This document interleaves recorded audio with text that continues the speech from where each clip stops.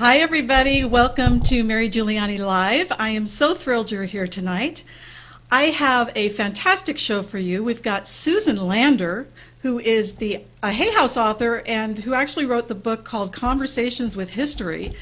And it's all about her being able to interview people from like famous people and celebrities that are deceased, and basically how they feel about their lives and what kind of meaning that they felt that their lives had, and all kinds of really interesting things we're going to talk about. So be sure to stand by. Also, I always like to mention what the purpose of this show is, and of course, we're all here to help you transform your life. And for me, the reason I love providing this platform is because it was putting myself in environments of transformation that helped me really take my life to a whole new level. 30 years ago is when I started hanging out in support groups and different environments where people were really into growing and stretching and really stretching outside of their comfort zone. So this is a place for you to do that. And I interview people that are really embodying a way of life where they're following their hearts and being true to themselves. And so we're really thrilled you're here. One of the ways that you can participate tonight and ask Susan or me questions is to go up to the, you're obviously watching, or you wouldn't be on you're on the Watch Live page right now, but right below the page is a little chat box. And the chat box is really easy to log into. You just need to, there's a little Facebook tab on it. If you click on the Facebook tab, it'll automatically log you in. Or if you just want to log in as a guest, you can do that too. And just post your questions or comments throughout the show, and I'll be reviewing those and bringing those forth as we flow through the evening. The other thing you want to make sure you do is get on my email list, because I announce all of the guests that are coming up, and you'll know who and what kind of topics there are. I also include links to the previous videos that I've had. And so it's a great way to, kind of be in the know about what's going on, and also be able to listen to recorded versions that you couldn't watch live. So that will be a really great way to support you in getting out there. Another thing is, if you have iTunes or an iPhone, you can subscribe to my channel there at Mary Giuliani Live, and they'll automatically, all the shows will automatically download right into your phone. So, it's a great way to get your shows every single week. Let's see, is there anything else I need to talk about before we start getting going here? I don't think there is. Again, please ask Susan or myself questions.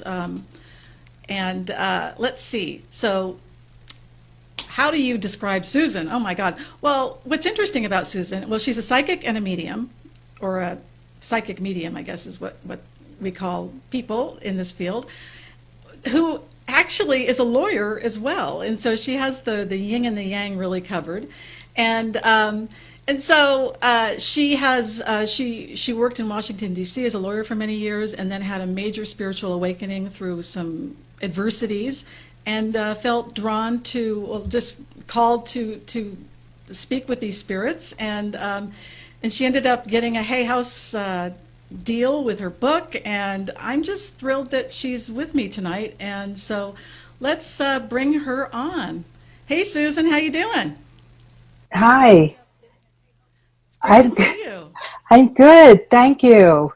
In the book, you talk about how you ended up having a lot of allergies and illnesses, and ended up in a coma and like in a near-death kind of state, and that you got a message from Spirit that was when you had a choice point. So would you mind sharing a little bit about that? Yeah. Well, I was an attorney for, like I said, many years, and I stopped practicing law because I got sick.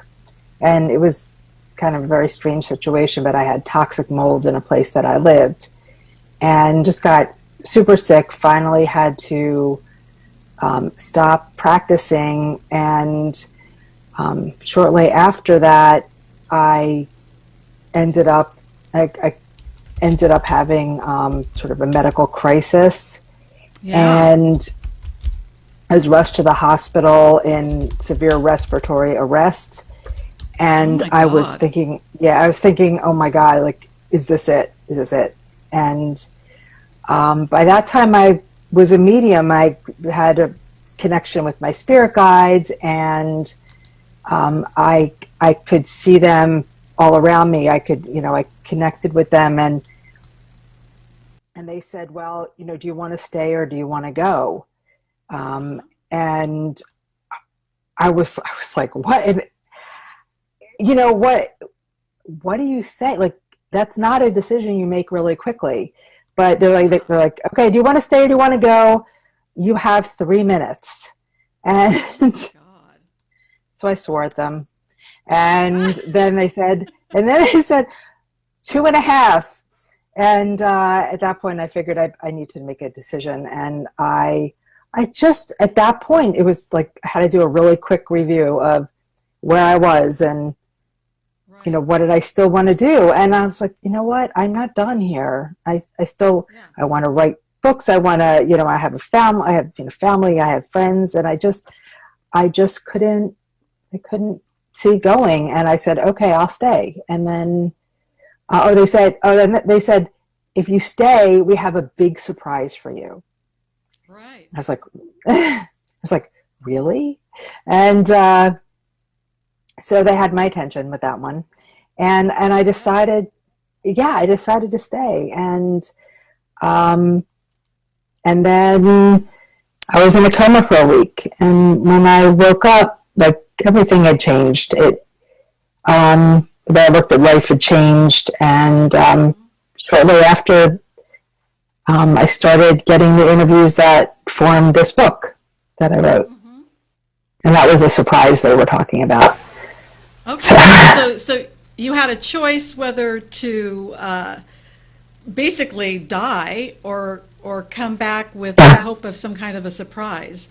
And were you, was it tempting just to kind of like take the exit into the other side, or?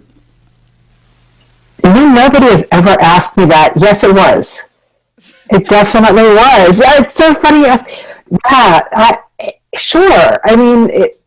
I had been struggling and just sick for a long time at that point. And just immune problems, and I was just allergic to everything. And, just, it's not easy. And it was just tempting. And, when I would do readings or talk to spirits, it's pretty nice over there. But it's also really wonderful here, Yeah. And there are unique opportunities here. Yeah. I know a lot of people that are mediums or psychics or just people that are really into spirituality, a lot of times want to actually kind of go to the other side because it feels like it's going to be a better option. You know what I mean? And yet, obviously, you were drawn to not doing that. So the benefit obviously outweighed the negative. So so then there was some surprise that was going to happen, and so then you came out of the coma, right?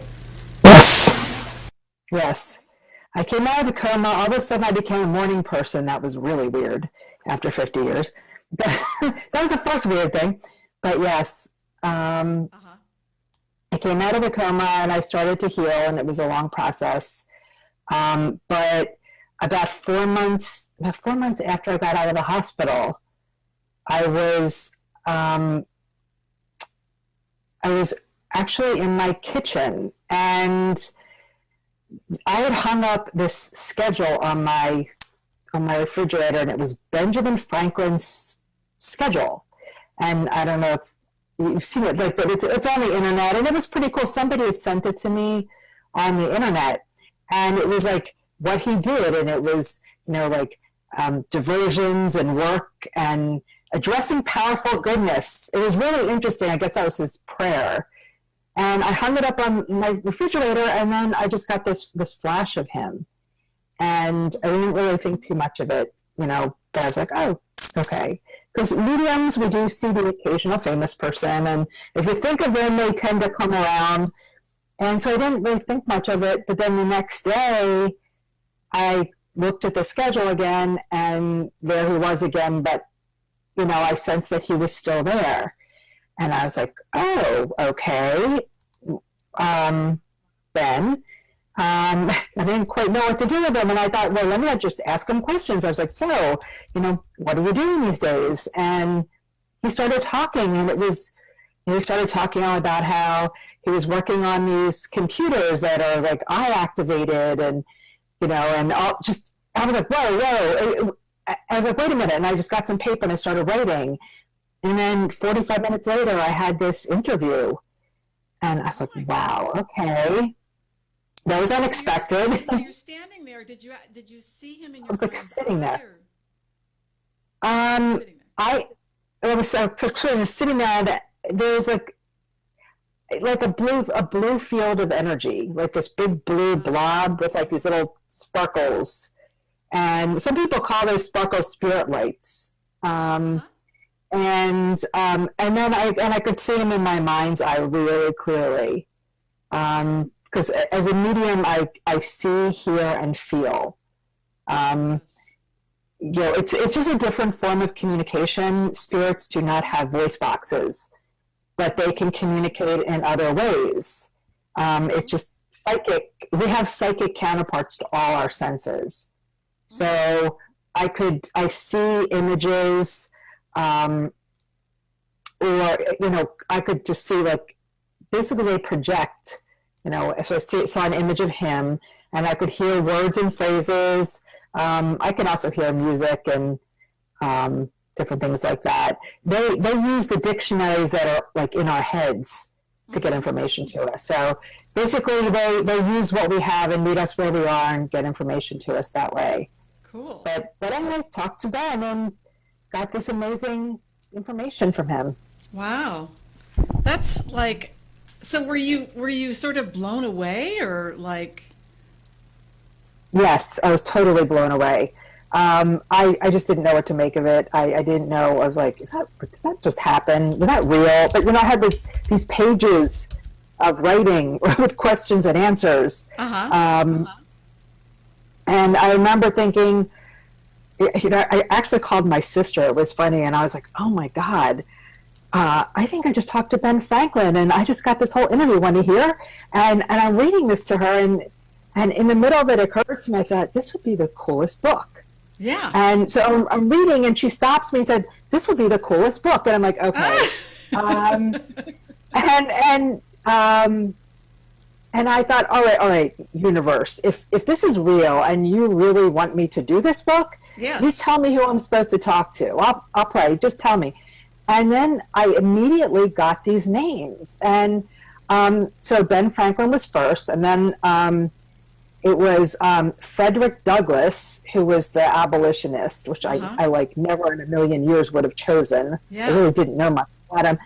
Abby Hoffman, another one I didn't know much about. He was like the Stars and Stripes shirt guy. The anti-war activist. So it was and then Andy Warhol and Farrah Fawcett.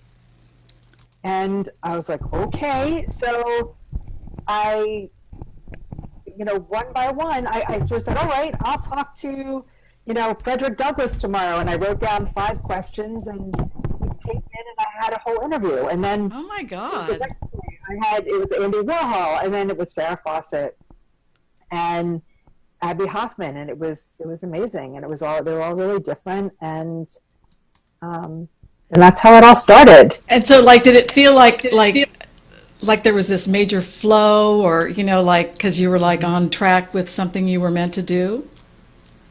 Yes, it was really, really easy. It just flowed. Yeah. And it was really like that for it was like 2 years, all spirits all the time. It was in some way it was exhausting, but it was also exhilarating, and what they said was so amazing. So it was just magical, absolutely magical. Oh, how fun! And this was 2 years ago? This was in 2000. It started 2011. Okay. I wrote in 2 years. I had 44 pieces, 44 interviews. But it was 2011. 2013, I had the first book written, and I happened to see on the email on my email an ad from Hay House. Yes. And it was for their Speak, Write, and Promote workshop. Yes. And it said something like, do you want to be an author? You know, is that your dream? And I'm like, well, it wasn't before, but I guess now it is. You know, I had this book sitting here. Yeah. And so I looked, I thought, you know, if I go, I know I'm going to get this book deal.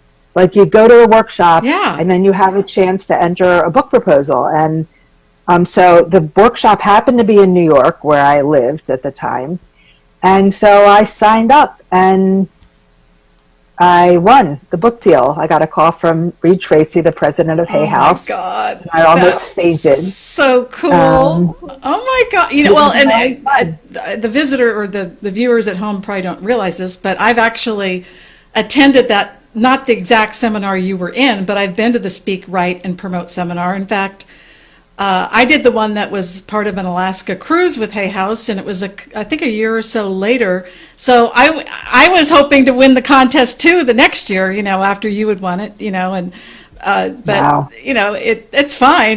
But I understand that process, and it's like you never think it's going to be you, but boy, it takes a lot though. You have to put the whole book proposal together, and I mean, it's not just yeah, yeah. So. So how did, like, had you had a dream of wanting to be an author and that, like, you know, a acknowledged published author kind of thing, and or had you already been an author before? Or? No, you know what's so funny? Sylvia Browne. Do you know Sylvia Browne? Oh, of course. She was like one of the original mediums, and she, you know, I think all of us that do this kind of psychic work owe her a great debt of gratitude for opening, you know, for bringing this mediumship to the public consciousness. But I had a reading with her. Oh my God! 2002. With her, and she talked with her. It was unbelievable. She was so accurate. It was crazy. And she told me I was going to publish a book, and I was like, really? Wow. And I said, well, what do I write about? And she's like, you know, I don't know, once upon a time. But it always stuck with me. Yeah. It stuck with me. It was funny, too, because at the time I was living in Washington, D.C., and she said, you're going to move to New York, and you're going to write a book. Oh, and I was like, no, God. I'm not. I live in Washington, and I'm going to be here for the next 20 years. She was absolutely right. She even predicted when I would move. Yeah, it was amazing. Oh, my God. It is amazing, isn't it? So it was sort of tucked away that I'd write a book, but I had no idea what it would be. Yeah, yeah. Well, and it really obviously validates the power of psychic connection, and, you know, well, I guess that would be precognizance, right? She's predicting what you're going to do, and she was correct, and yeah. Wow. Yeah, she even predicted when. She was off by about a month. I was like, gotta be kidding me. Oh, my God. Yeah. So just for the people that might be tuning in tonight that aren't familiar with psychic or mediumship, would you mind sharing a little bit about how that works, and just from a, you know, for people that might be skeptics or not or whatever, but just, you know, kind of give them a feel for why it's a viable science? Well, hey, it's fine to be skeptical. I'm skeptical. I'm a lawyer. I have a very pronounced, rational brain. It's always I always have to keep it, like, you know, try to get it to play nice with the, you know, the right brain and left brain work together. But mediumship is basically this skill of connecting with spirit. And what happens is it's really a physics thing. Because we're all energy. We're all made of energy, you know, humans and spirits. When you transition into the spirit world, your energy is much lighter and it vibrates faster. And so mediums, there's something in the way we're made that we tend to be very sensitive. I think it's because we're higher vibration. Our vibration is closer to that of spirits, kind of naturally. Right. And we learn how to even raise that more, and spirits are able to lower it. And we kind of blow our boundaries, you know, and meet in the middle. And then comes this transfer of information. And it can be through, they'll send the pictures, or they'll send words or phrases or songs. People can hear it like through every regular sense: seeing, hearing, feeling, touch, smell. Some people smell like perfume from somebody who's passed. And so you learn to use your senses, your psychic senses, just to pick up information, and then you just kind of learn how to put it together, and over time you just get a lot better at it. And this was something that you've had a gift with since you were a kid, or like when did it actually appear for you? It's funny. I was talking earlier with Mary about this. When I was a kid, if I couldn't find something, I just clear my mind, and then a picture would come in really fast, and I would be able to see exactly where it was, and I would go get it. And I didn't get that was actually some of I call them spirit guides, who like to do that, helping me even when I was a little kid. Oh my God. And I could always sort of sense energy in a room. I was always really sensitive. Right. That's the beginning of it. But even now, I was looking for a book today, and I'm like, okay, where is it? Clear my mind, blam, there's the picture. I mean, it's funny, but that's just a form of mediumship. Well, I'm just working with guides and getting information.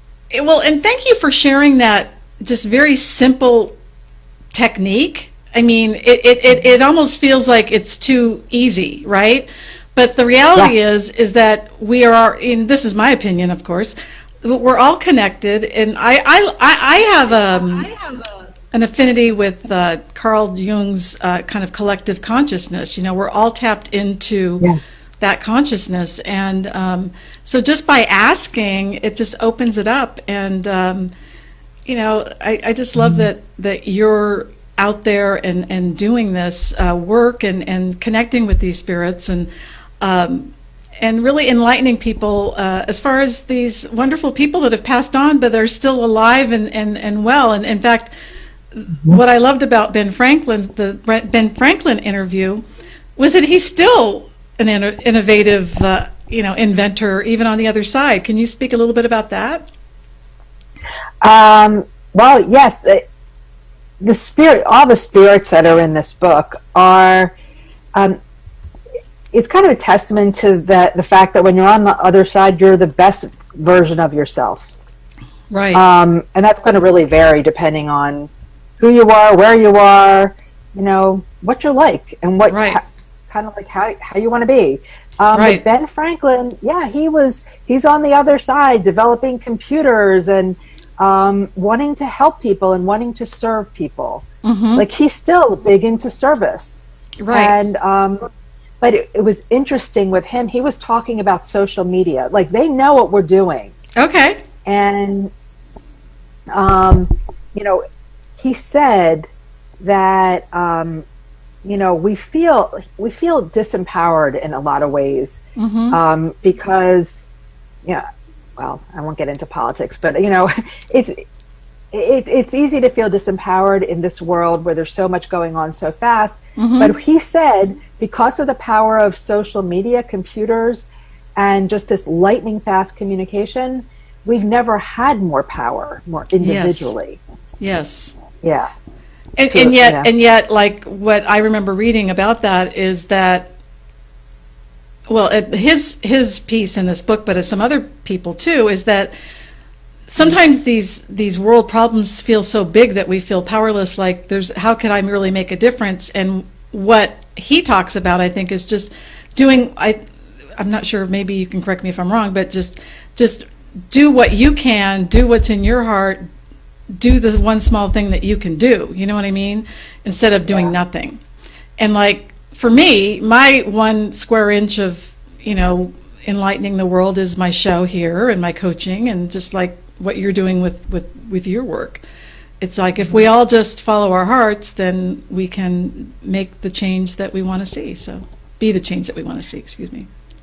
Yes. And I have to say, I wrote this book, but I always knew that one of the things I really want to do with this book is to make it into a TV series. Oh, I know. That's so good. because the book is, I mean, this book is, it's about them, you know, it's their messages. I was just the scribe, you know. I'm not shortchanging the fact that it took a lot of time and energy and commitment, but they're their messages. So I want them to get out because I think their messages are really profound and important. So I've been working with, well, now it's 3 producers, a producer in LA, one in New York, and now one in Canada. Oh my God. And yeah, so we work with a screenwriter, developed a beautiful pilot about this civil rights attorney who has this near-death experience and suddenly starts seeing spirits. They follow her to work and they help solve these civil rights cases and right wrongs. And so we did this beautiful screenplay, and it's several networks, we'll put it that way. And we're just trying to move it forward. And oh my God, that's so exciting, Susan. Yeah, with my little piece, our little piece of real estate. But it's been such a fun learning experience too. Yeah. What did I know about, you know, that world? But you learn.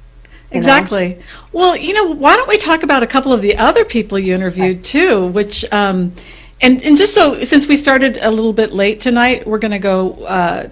You know, we'll be talking together until 8 or 11 your time, so we'll go over maybe 10 minutes. So we're going to spend as much time as we normally would. I'm just kind of looking in the book here. My 3 favorites were Ben Franklin, who we kind of talked about just now, Steve Jobs, and oh gosh, who was the third one? Gandhi. Yeah, Gandhi. Yeah. Let's go to Gandhi. Let's see, 63. So what was interesting about his interview for me was, you know, you always hear him being known for the be the change you want to see or whatever, right? Yeah. But his actual words were different. That was kind of interesting for me. Let me see here. Hold on just a second. 63. There he is. Anyway, oh, there it is. Oh, wait. Anyway, well, why don't you share a little bit about what you got just from the Gandhi experience? Okay, so I got the Gandhi, well, oh my God, he talked, like, with him, like, all the spirits communicated a little bit differently too. Right. And some were better at different types of communication than others, but he would just like, like blocks and paragraphs and pages of text. Like, it was unbelievable, and it was all amazing. What I loved his gentle spirit. I loved the things he said. He talked all about war and how it destroys both the invaders and the invaded. Yes. You know, I love that. I think just it's really important. And I was just telling Mary earlier that I think my favorite quote in the whole book is in this interview, and he talks about, it's on page 71 for you. He says, your body is the physical extension of God. In treating yourself lovingly, you're connecting with and nurturing the divinity within yourself. It's only through experiencing your own divinity that you can see it in others. And he said, sometimes it's easier to see the divinity in others. You know, you're like, oh, they're so holy, you know? Yes. But he said, but no, you can only do that because you are divine too. Like, the divinity in you is recognizing the divinity in them. I get chills when I say that, I love that so much. Well, it's so right on. I mean, and I just let me read a couple of the things too and by the way, for the guests or the visitors, excuse me, that are viewing this show, feel free to ask myself or Susan questions. There's quite a few people in the chat room. Let me just share with you. Susan, who's there? Shay Jones Pfeiffer, I think it. Hi, Shay. Yeah, she's here. Yeah. And let's see, and then we've got Jane, and there's several other people, Karen Miller, Lisa, And there's a few people that logged in without Facebook, so it's like guest number 840 or guest number 4. So I'm not sure who they are, but anyway, there's several people in there. But anyway, feel free to ask questions or make comments. We always love to bring our viewers into the conversation. Okay, let's see. I loved the piece where you said you were well known for your meditation and discipline. How were you able to do this? And he said, it was not hard. It was as natural as breathing. And the reason that really resonated for me is because that's what prompted me to do this show. I asked myself the question, what do I love doing more than anything else in the world? And this is something Oprah had said too at one point. Somebody asked her, what is it like doing your show? And she said, it's as easy as breathing. And Wow. so when I asked myself the question, what is it that I love to do that's as easy as breathing? And it's like being in the conversation of transformation. And so it made sense that I would want to do this show. You know what I mean? And so I love that.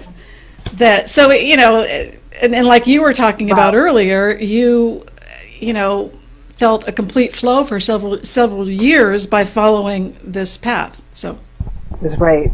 It was really, really wonderful. It was a magical time. yeah, I kind of miss it, although it was really, yeah, it was a lot to have all of them buzzing around, but yeah. yeah, I bet. Oh, and the other piece I love of his interview was what is the meaning of life? To grow and learn, and I totally and to walk your path and love as best as you can. Fear not and transcend what you think your limits are, as they are self-imposed out of fear. So, even though you may have been told something you couldn't do something, don't believe it, and that you're beautiful and perfect. And it's just I love his message. So, yeah. Yeah. It's funny, and you also picked out Steve Jobs, and one of my, I love one of the quotes. God, he was amazing. Yes. It's like it was this like high, like the spirit. He was so high vibration. He could like it was just like lightning fast. Yeah. Like his thoughts and Yes. the way he thought, and it was like I was just watching, going, wow. I mean, but he said something similar about potential. He said, let's see.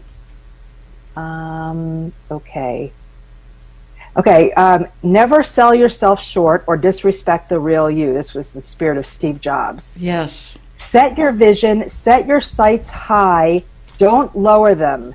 Yes. Never limit yourself or what you want to accomplish, because if you do that, you're setting your own limits, and trust me, you will live down to them. Oh, I know. I love that. I love that. Yes, it's so Steve Jobs too, the way he said that, right?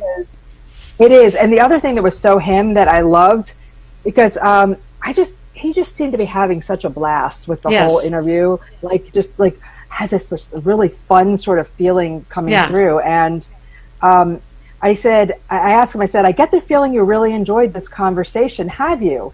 And he said, immensely. I'm participating in a new kind of communication across the dimensions. I was like, oh my God, of course. There's nothing better than that. And he's like, maybe. And so he's joking, and I can feel this feeling of a joke coming at me. Yes. Maybe I can build a computer or a device to help that along, communicate across. Yes. Across. And then he's like, just kidding. And then he's like, on the other hand. Actually, that's a great idea. Maybe there's a way. I'll have to think about it. I love it. Oh my God. It's just, and you think when you hear him say it, you actually believe that he might be able to do it. Oh, yeah. Oh, totally. And he also said he wants to come back, and maybe he wants to come back for another lifetime soon because he has so much more to do. And maybe he'll come back as a woman, because that would be very interesting, he thinks. I love it. See if he could get as far. He was just like... Oh, he's fantastic. By the way, before I miss out on this, I wanted to let you know that Susan from made it to watch you. Her name is Susan, and Marjorie. excuse me, says, please tell Susan that Marjorie did make it to watch the show. Hi, Marjorie. Oh, that's so nice. I know she Facebooked me that she hoped to be home in time. Yeah. And then there's a couple other people. We've got Jocelyn in the chat room, and Karen and Marianne, Gail Perkins. There's a few people. Again, feel free to ask questions. Oh, there is a question from Jane from Kauai that says, what caused these spirits to stop talking to you? They haven't really stopped, but when I was working, that's a really good question. When I was working on this, at the end of each interview, the energy would just kind of withdraw. Mm-hmm. And when I would edit the pieces, they would come back in. It's funny. And then they would leave again. Some of them come back to visit, but mostly they just don't, and I have a normal life. But yeah, I mean, that's really it. You know, they're busy. They have lives on the other side, and they did this to get their message out because they felt like it was important. So they were done, and that was their project, and they just went off. But sometimes I get visitors, and the person that, like, they'll pop into my mind, and Patrick Swayze is one of those that comes around a lot, and Notorious B.I.G. Oh my God, the rapper? The rapper who's not actually in this book. I've written a sequel that is not, it's not under contract yet, but I wrote a second book. And he just comes around, and I had a whole history with him because I didn't want to write his interview because I didn't like his lyrics, and I was being all judgmental. And but he just dogged me all around town. And finally I gave in. After, like, this kid walked in front of me and sat down on a subway across from me with this Biggie T-shirt. I'm like, fine, I give in. Okay, I get it. You can't win with this, but I did this interview and I loved him, and he just visits. He just kind of makes himself known. So, so that's a really good question. So they kind of do visit sometimes, but mostly they just have their lives, and I have my life. You know. Yeah. Well, you know what, and it also sounds like the group of these spirits got together and contacted you specifically for this purpose, right? I mean, yes. And Ben Franklin was sort of like the ringleader. Is that true, or? He said he was. He said he was. He said he was, and Abby Hoffman said he was too, and Frederick Douglass said he was. Okay. It's funny, the first, which I didn't, I kind of got it afterwards, but it was the first 3 interviews were the ringleaders. Okay, they kind of put this together, and they actually said that they're spirits on the other side that try to help us with peace. You know, on the other side, they do things to help us, like, you know, work on medical advances and then sort of infuse knowledge. And all of a sudden you feel inspired with something. You know, that may be them helping. So then maybe, like, when you hear about the benefits of meditation or just getting quiet, or like you said, just asking, just flat out asking to get some information, maybe that's when you can tap into that, when you're quiet enough to hear and listen. Would that be correct? That's exactly correct. And you need to do that. You need to create the space for it. Right. You know, you can either do that through, you know, mindfulness meditation, which is like, you know, more like trying to clear your mind. I'm not good at that because my mind is very busy. I like guided meditation journeys. Yes. Where, like, you know, you go somewhere and you meet, you know, animals who talk to you and tell you things, or, you know, meet other spirit guides. But Julia Cameron, who was actually kind enough to endorse my book. I noticed that. Congratulations. Yeah, thank you very much. She always recommends morning pages, which is that you write 3 pages longhand every morning. And when I was taking a class with her, and I did that, just wrote 3 pages, my first channeled writing showed up in that. Oh my God. You know, that was how I started channeling in her workshop. So you primed I the went out, pump like, in a look at sense. this, look at this. Yeah, I mean, but it was so easy. It was just waiting, but I hadn't given it the opportunity. Right. You got to make the space for it. Right. Well, thank Yeah. you. That's really, really helpful. Thank you. That's Thank really you. good. I wanted to just share a couple of pieces of Steve Jobs that I loved. I loved it when he noticed you were nervous and he Yeah. said, "Oh, no need to feel that way. I'm just an orphan who made good." Yeah. Isn't that sweet? Yeah. It wasn't actually afterwards. I was like, is he an orphan? So I'm like looking it up. Because he was afterwards. adopted. Yeah. Yeah, he was. I didn't even know that. Like they throw stuff in like that Yeah. afterwards I would be able to validate. Yeah. Yeah. So that was good. And I also loved how he said, I had plenty of ideas that didn't take flight. The secret of my success was that I acted on my ideas. You just have to be willing to try and do the hard work. And as long as you try, you've not failed. What counts is the effort, so don't hold back and make the most of your opportunities to try new things. And the reason that was really powerful for me is it feels like the culture that we live in has these standards of almost perfectionism, that like it's not cool to fail, it's not cool to look stupid or whatever, and the very thing you need to do is to be willing to be vulnerable and to fail. And so working, learning, putting yourself, that's why I have this show. One of the many reasons is because it gives people the inspiration and the support system to take those risks. So what are your thoughts about that? No, I think it's very true. And I'm a lawyer, right? I'm a terrible perfectionist.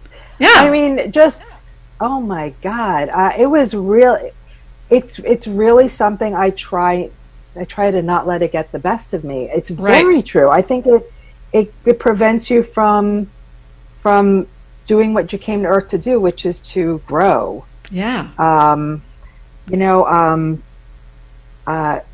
had to say, somebody in the media, Bill Maher, one of the reasons that I don't always agree with him, but one of the reasons I love him is because he is constantly learning and constantly willing to be wrong. Yeah. And to learn and to learn and to learn. And I love that about him. I watch him and I'm like, I just need to be more like that, Yeah. Yeah, absolutely. Yeah. Well, and I got to tell you, it really did take me putting myself in, like the Speak, Write, Promote seminar was a perfect safe space to, put your heart out there with the book that you're writing and talk about it. And so I guess the point I want to make to everybody at home that's watching is get yourself a support system, because people can only support you to the degree that they've risked and gone for it with their own dreams. So you can't expect people that are not going for their dreams to support you because they're not doing it. You got to put yourself in those environments. Yeah, definitely. And I know Julia Cameron always talks about this. If you got like a new book baby, or an idea, just be careful about. You don't need to be paranoid, but just be careful that you talk about people who are going to be supportive. Absolutely. It's important. Believing eyes. Well, Choquette always talks. Absolutely. I mean, this is one of my favorite teachers, Brene Brown's sayings is, people need to earn the right to hear your story or hear your vulnerable idea. It's really good. Because you've got to be really. It's a sacred thing. And so, by the way, I want to acknowledge some of the people in the chat room. Okay.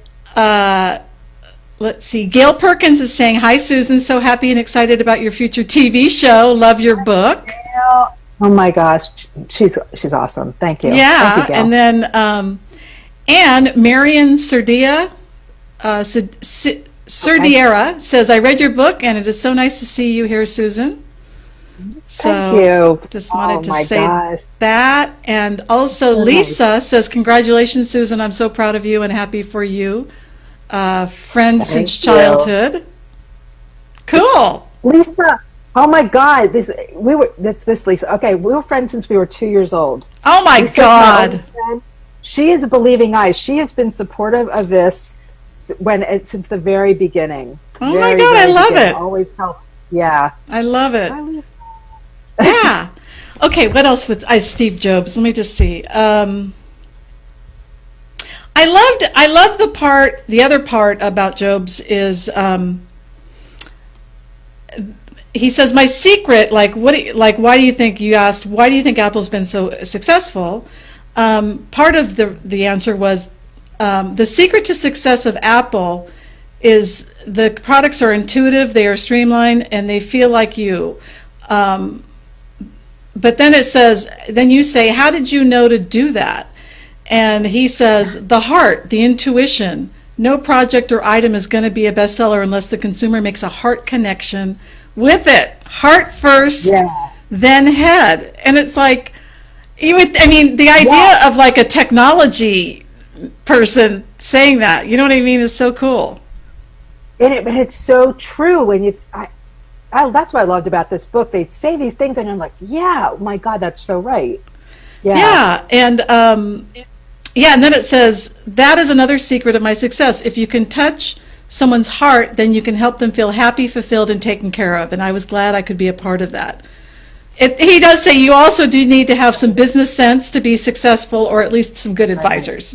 But what's cool about this is he's echoing what my focus has been, which is if you put your heart first, then you're going to put yourself on a track that's sustainable and that you're going to enjoy, and that's going to, in other words, that needs to be the primary focus. And then, yes, get the business ideas in place and stuff like that, but it needs to be heart. You need to connect with people from a heart place for whatever you're doing.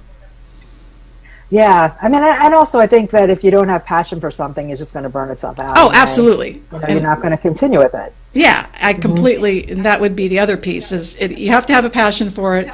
It has to connect with people on a heart level, and then, so cool.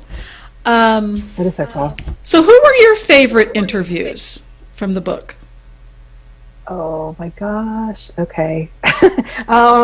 You know what? I just loved and respected them all. Patrick Swayze. And he's still hanging out with you. He still visits every once in a while. Oh my God, he was still just so handsome and so kind and so warm and still so.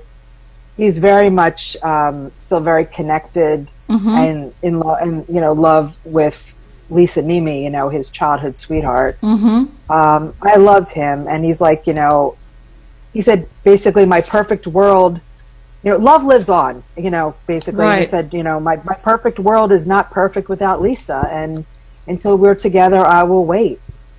But he also wanted her to be happy, and he knew that she had met somebody, so he said that. Let's see, the other one, let's see, Louis Armstrong.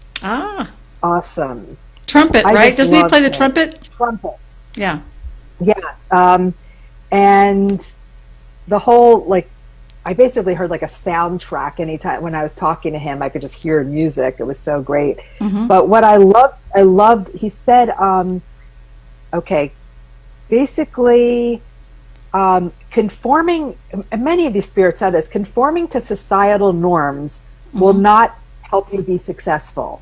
Yes. What makes you unique and what makes you special is what will make you powerful and successful. Find what you do well and do it like you do.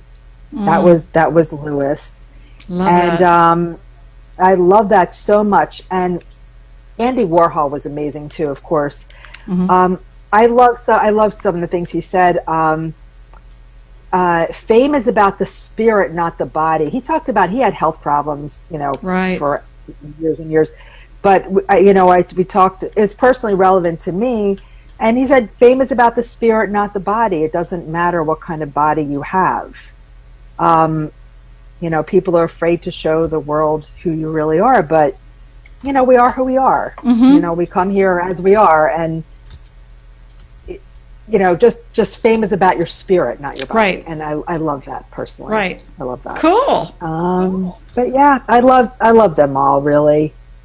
And, it's, yeah, anyway. Cool. I have another question for you. So what, if anything, did these interviews teach you about God or spirit or heaven or the afterlife or hell or?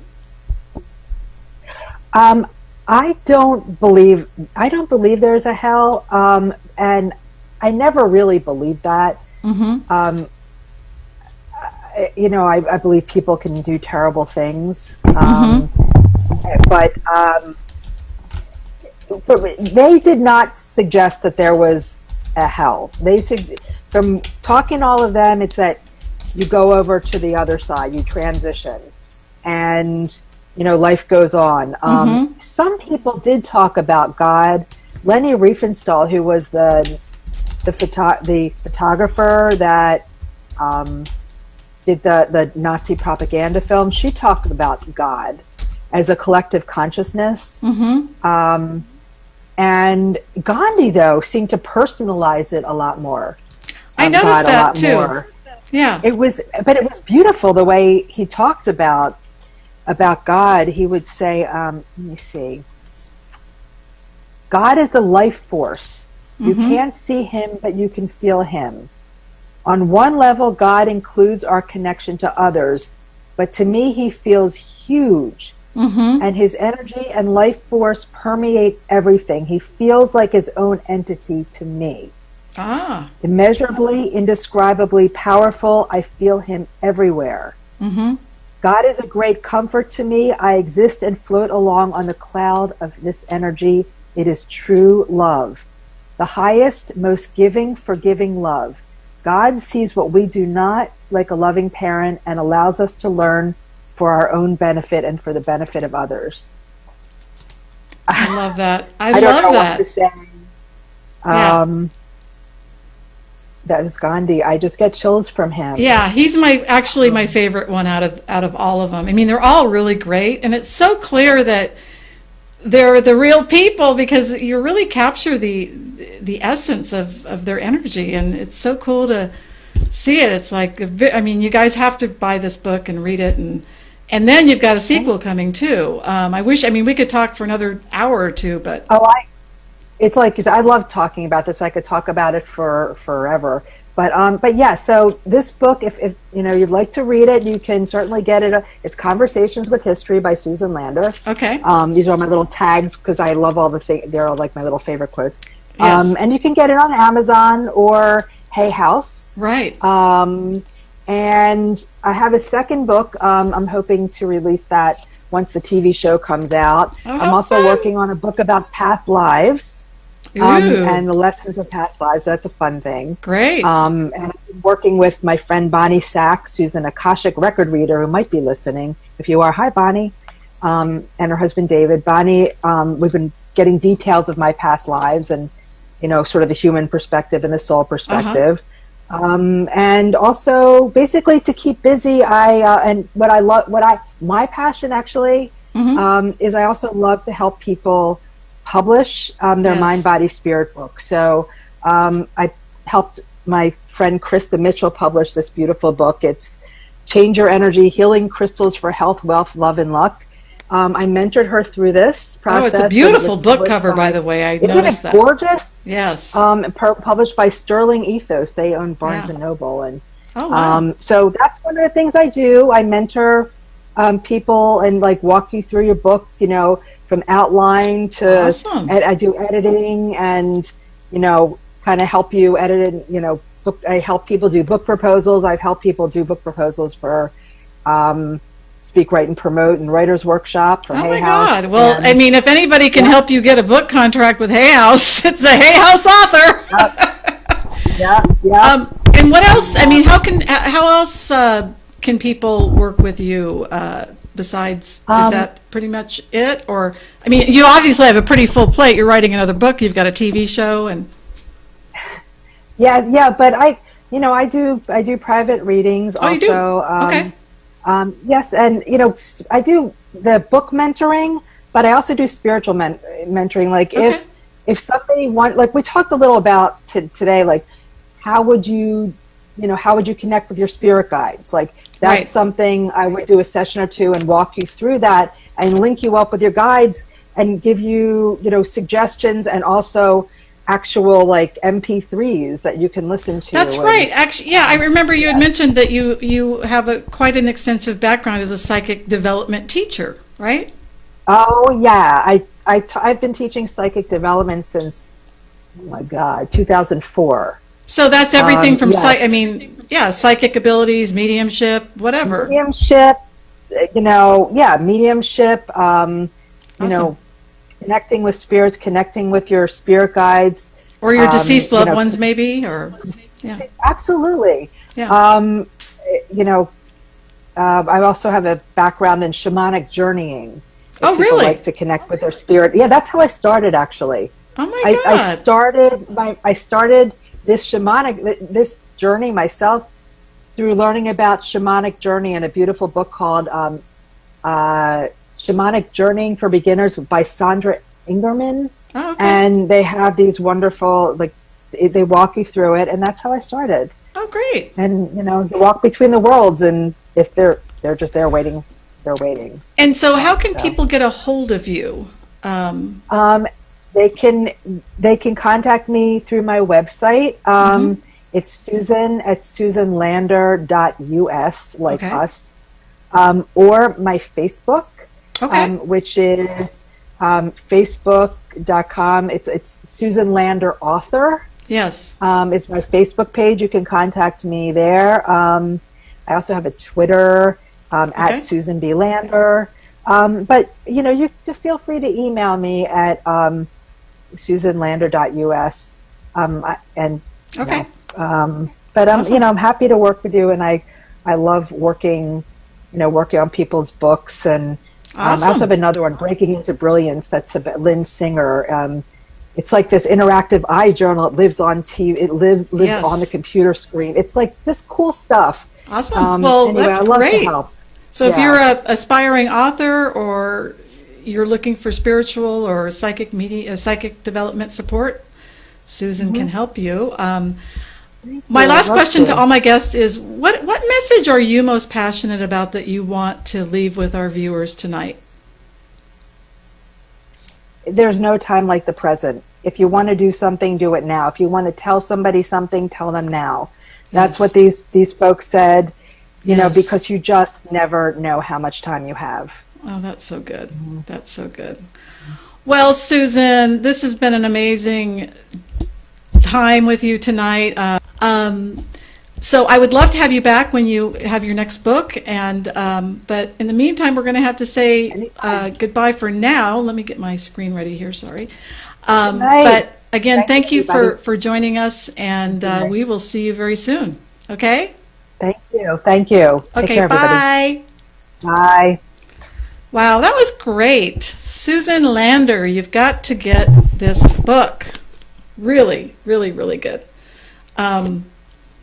And I can't wait to hear about the show. How exciting. Okay, I have a couple of announcements, and then we're going to wrap up for the evening. Okay, I always do a coaching challenge, and I try to line it up with what the topic is for the evening. And so I thought a really good coaching challenge for tonight would be, what is an ongoing, intractable problem that you've been facing and struggling with for maybe weeks, months, decades, or your whole life, and where you could really use some insight or guidance from spirit, And so this could, and if you're not into spiritual stuff, the connection to everything and all that is, or God or spirit or whatever you want to say. And my question or my challenge to you is to take one step in connecting and just getting quiet within yourself, just like we talked about earlier in this interview, and just opening up to giving you just 5 minutes. I mean, it doesn't have to be a huge amount of time, but just giving yourself enough time to get quiet and go within yourself and ask, what is it that I need to know about this? What support can I receive from this, or from, spirit, people of the light, or whatever? And just give yourself the space to do it, and you'll be amazed at what happens. I know for me, I get challenged sometimes in wanting to control things, and just I have to do everything myself instead of just letting down and going within and getting quiet enough to just ask for support from the non-physical reality. So that's my challenge for you tonight. And the next thing I have is I do coaching, and actually if you would like to have your own live stream program or seminar or event, I can actually produce your own show for you. In other words, like tonight, I had Susan on, but like let's say I was not the host of this show and this was Susan's show, I would be in the background, running the different shots, like the single shot or the double shot, or managing the chat. So if you would like, if you're not technically oriented, I can help you produce a show, and all you got to do is log in like you were logging into a Skype kind of platform, and you can have your own live stream show, and I can do the recordings and everything. So if you're interested in that, just go to my website, marygiuliani.net, and there's a coaching tab there. Also, I do coaching for what I call following your soul's calling. I really have a specific type of client I like to work with, and typically these are women that are in midlife, kind of like me, that are at a place where they feel like they have a gift they want to give the world, but have not been able to get traction going on it, or are not completely clear on what it's supposed to look like, or how they can make money on it, or maybe how can I transition from another career where I'm making money into doing what I really love. I've been there, and my issue was I couldn't figure out like all the how. Like I got stuck in the how. Like, what is it supposed to look like? How can I make money on it? All of those things. And I've broken through to the next level, and I would love to support you in doing the same. And I know for me, I just didn't want to die with my music still in me, and I'm sure that most people don't either. So if you need support in that, go up to my website, marygiuliani.net, and go to the coaching section. So for next week, we have actually somebody that Susan referred to me, Bonnie Sachs. She just mentioned her book, actually. Well, I don't know. Yeah, actually, I don't know if she mentioned the book that we're going to be talking about, but she's the author. She's a speaker, a healer, and an author of The Health and Happiness Guide to the Universal Laws, What You Most Want to Know. And so she's going to be really fun next week, so be sure to tune in. And, the main thing about this show is you just got to show up for your dream, and if you show up, you can have them. And part of showing up is really putting that support system in place, and that's what we're here for. So be sure to get on my email list so that you can know the shows that are coming up. But in the meantime, my last tip is, what is one thing you can do to be true to yourself? And put it on your calendar so you'll actually do it, and do it tomorrow. And it doesn't have to be a big thing, just one thing, and you'll be amazed at what opens up for you. So thank you so much for coming tonight, and have a great week, and we'll see you next week.